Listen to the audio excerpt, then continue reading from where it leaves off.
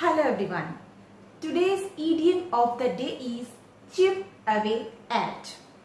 It means to reduce, remove, weaken or destroy something bit by bit. Like small pieces breaking off over time. বাংলায় যাকে বলে কোনো কিছুকে আস্তে আস্তে ক্ষয় করা বা হ্রাস করা বা অল্প অল্প করে কোনো কিছুকে ভেঙে ফেলা। এই ইডিয়মটার মধ্যে চিপ হচ্ছে কিন্তু ভার্ব, যার পাঁচটা ফর্ম হলো chip, চিপড, চিপড, chipping, chips.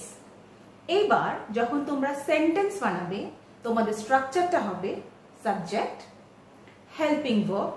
According to helping verb তোমরা ইউজ করবে চিপ, চিপড, চিপড, চিপিং অথবা চিপস। তারপরে তোমরা লিখবে অ্যাওয়ে, অ্যাট, এবং অ্যাটের পরে তোমরা যে জিনিসটাকে অল্প অল্প করে ক্ষয় করার কথা, ভেঙে ফেলার কথা বা টোটালি রিমুভ করার কথা বলছো সেইটা কিন্তু সেখানে বসাবে। সেটা যে কোনো ধরনের ফিলিং হতে পারে, কোনো ডেথ হতে পারে বা কোনো ওয়াল হতে পারে, সামথিং যেটা তোমরাকে কমিয়ে দেওয়ার কথা বলছো।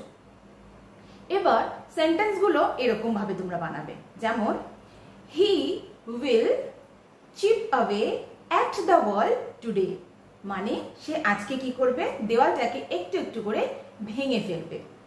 He is chipping away at his debt by paying small amount of money every month. সে কি করছে, অল্প অল্প করে টাকা পে করে তার যে ডেটটা সেটাকে কমিয়ে আনছে, মানে ঋণটাকে কমিয়ে আনছে। এবার কি হচ্ছে, stress, stress chips away at your happiness. Stress কি করে, তোমার যে হ্যাপিনেস, হাসি খুশি যে মনোভাবটা সেটাকে কিন্তু আস্তে আস্তে কমিয়ে দেয়। সেরকমই silence, silence chips away at your anger. Silence কি করে, নীরবতা কি করে, তোমার রাগটাকে আস্তে আস্তে কমিয়ে দেয়।